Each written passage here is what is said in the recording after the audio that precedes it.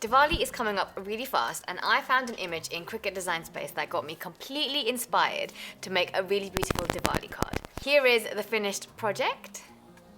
This is exactly the kind of thing I can see you giving on Diwali and your overwhelmed recipient just displaying it in their house all year round. I've published a separate video where I have fully explained to you exactly how I designed this project in Cricut Design Space. I will link that for you below. In this video, I'm going to talk you through how I assemble the project. I did face a few problems when I was making this project, so I will tell you what went wrong for me, and hopefully that will mean it won't go wrong for you and you won't end up with a whole bunch of wasted cardstock. But let's first start with this background layer to the card. This bit was really simple. All I've done is I've used a nice green pen in my Cricut machine.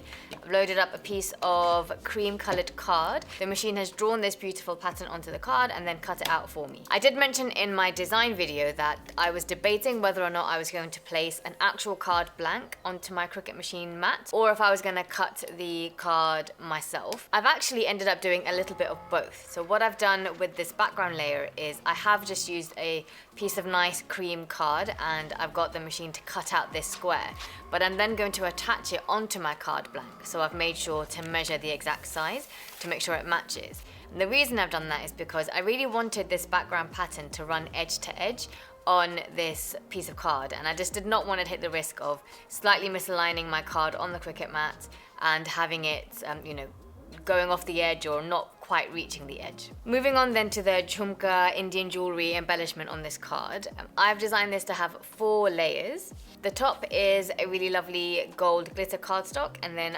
below that I've gone for a mint green, which is also meant to echo the pattern that is on the backing card.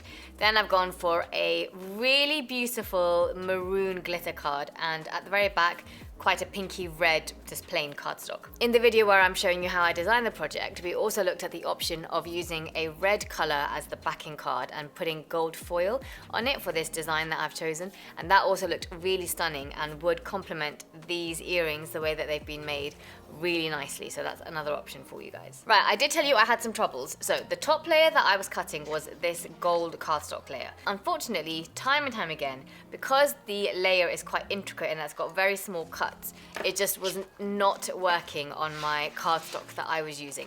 I tried a whole bunch of different settings, and pretty much for the first 4 times, I just could not get it to work. Either it was not cutting all the way through, or it was tearing the cardstock because the pressure was too high. In the end, the only way I could solve the problem was to resize my project.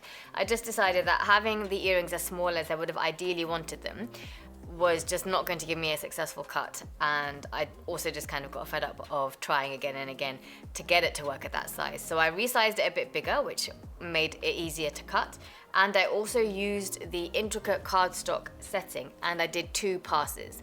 So what that means is once you've done your cut and Design Space is prompting you to unload your mat, you don't unload the mat. Instead, you immediately press the play or the C button, depending which machine you've got, and then it will pull the mat back in and do an exact replica of the cut it's just done.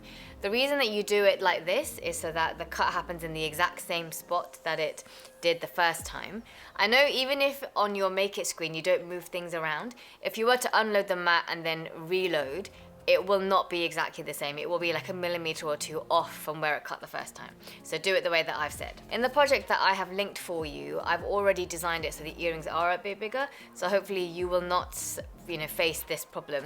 If you do, you just have to play around a bit with the settings. With cardstock, we sometimes do face this issue. Make sure you've got a clean blade. If that's not working, you might want to try replacing it with a new blade. And sometimes just the cut and the card are just not compatible, which unfortunately I think is the case, because I used the exact same blade for all of my other layers and that did cut very nicely and cleanly. So I don't think it was to do with the blade itself, but more the cut and the cardstock. Now, obviously, to make up for how much difficulty I had cutting this project, the assembly was just unbelievably easy and really simple. All I've done is use my Barely Art glue to attach each of the layers together. I will confess that I had wanted to use the Barely Art glue to attach the very top layer, the gold, with the mint green underneath.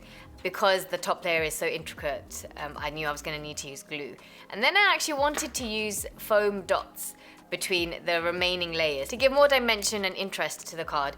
but to be honest, I just completely forgot to do that. But hopefully you guys will remember to use your foam dots. So use glue for the top layer, but then below that, use the foam squares, because then it will just look much prettier and much more interesting. In the end, I remembered when I was attaching the last layer, so I did use my foam dots to attach the earrings onto the backing card. I hope you guys enjoy making this card and love the end result as much as I do. I kind of don't want to gift this to one of my friends who will be celebrating Diwali, because I wouldn't mind framing it and putting it up somewhere in the craft room or at home myself. I do have some other inspiration on Diwali cards that you might want to check out. Otherwise, I will see you next time. Until then, happy crafting!